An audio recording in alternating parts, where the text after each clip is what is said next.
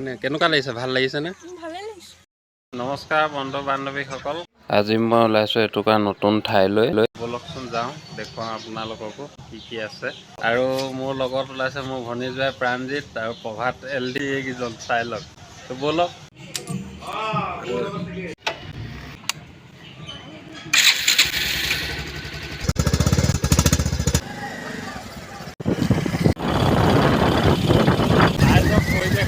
অলপ গাঁৱলীয়া পৰিৱেশ, বৰ ধুনীয়া পৰিৱেশবিলাক আপোনালোকে সাধাৰণতে দেখিবলৈ নোপোৱাই হ'ল আজিকালি।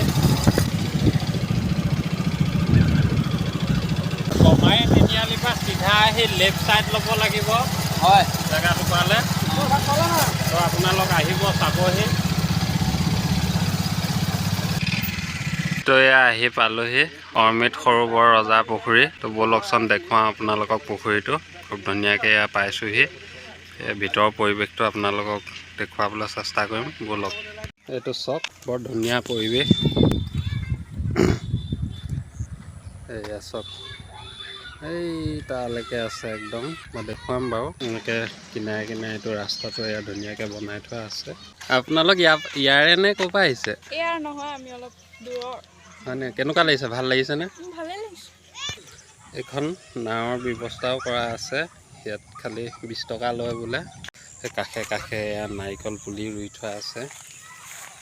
এইখিনি ডাঙৰ হ'লে আৰু ধুনীয়া লাগে। এই তাতে ৰৈ মেলি অলপ ভালকৈ পৰিৱেশটো আপোনালোকে চাব পাৰিব।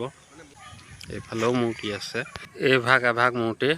এইভাগ মোৰ বোধহয় বৰাহ অৱতাৰত যেতিয়া পৃথিৱী উদ্ধাৰ কৰিছিলে সেইভাগেই বনাই থৈছে। খুব ধুনীয়াকৈ বনাই থৈছে। ভুল হ'লে ক্ষমা কৰিব, কিন্তু মই সেইভাগ মূৰ্তি বুলিয়ে ভাবিছোঁ। আৰু এভাগ আছে, এইভাগো খুব ধুনীয়াকৈ বনাই থৈ দিছে। চব এনেকৈ গোটেই কিনাৰতো এনেকৈ মূৰ্তি আছে। চাইডে চাইডে যাবৰ কাৰণে ৰাস্তা বনাই দিছে। এইফালে পুখুৰীটো আপোনালোকক একদম সম্পূৰ্ণকৈ দেখুৱাইছোঁ। চব একদম দূৰলৈকে বহুত ডাঙৰ পুখুৰী। এই তালৈকে আকৌ ঘূৰি সেইখিনিৰ পৰা আকৌ ঘূৰিও আছে একদম দীঘলকৈ। দেখুৱাই দিছোঁ বলক। বেকাকৈ এনেকৈ কৰি আকৌ এনেকৈ ঘূৰি এনেকৈ আকৌ এপাক ঘূৰি গৈছে। বেনাৰত লিখি দিছে মৎস্য অৱতাৰ। এইভাগ চব মৎস্য অৱতাৰ এনেকৈ মূৰ্তি বনাই থৈ দিছে। এয়া ভগৱানৰ কলি অৱতাৰ। এইভাগো ধুনীয়াকৈ বনাই থোৱা আছে। বহুত ডাঙৰ আৰু পানীটো ধুনীয়া পুখুৰী একদম। এইফালে গৌতম বুদ্ধও আছে। এইভাগ বলোৰাম অৱতাৰ। এয়া দেখুৱাই দিছে নাঙল লৈ। এইভাগ পৰশুৰাম অৱতাৰ। চব কি ধুনীয়াকৈ বনাই থৈছে।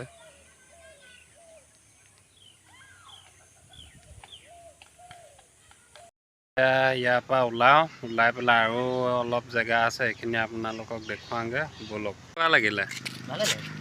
ধুনীয়া নে? ৰাইজ আহিব পাৰিব নাই? পাৰিব। এয়া ফাইনেলি আমি পাইছোঁহি। চাই লওক আপোনালোকে এবাৰ। এয়া মানুহ আহিয়ে থাকে বাৰু। তো বলক পোনে পোনে একদম আপোনালোকক ভিতৰলৈ লৈ যাওঁগৈ। এইফালেদি এনেকৈও যাব পাৰিব, এনেকৈও যাব পাৰিব। ইয়াতে আছে এইবিলাক, ইয়াৰ হিষ্ট্ৰীটো। এইখন পঢ়ি চালে আপোনালোকে ভিডিঅ'টো ৰখাই পঢ়ি চাব, ধুনীয়াকৈ গম পাই যাব। এয়া এহেঁতিকেইটাহে তাত ফটো মাৰি আছে। এইফালে বহিবলৈ মেলিবলৈও জেগা আছে। এনেকৈ যাব লাগিব। তো ৰাস্তা বনাই থোৱা আছে। তো দেখুৱাইছোঁ বলক কি কি আছে। এইবিলাক একদম শিলৰ ধুনীয়াকৈ আগৰ বনাই থোৱা স্তম্ভ।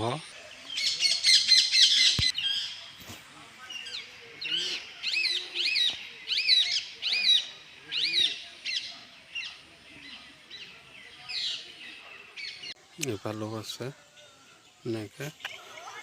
এইবিলাক ইমান ধুনীয়াকৈ আছে দেখিছেনে?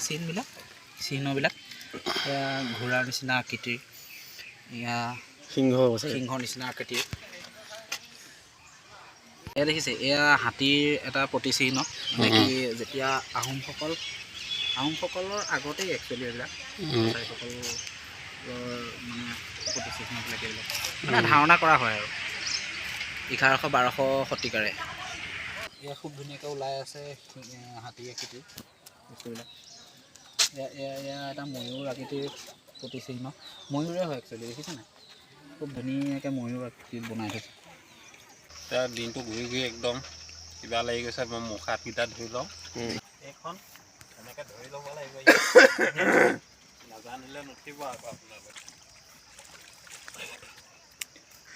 ইমানতে সামৰণি মাৰি দিলোঁ আৰু ভিডিঅ'টো আৰু আজিলৈ এই আজিলৈ আঙুল যাবলৈ আছে হেৰিলৈ নালাগে আজি আৰু হ'ব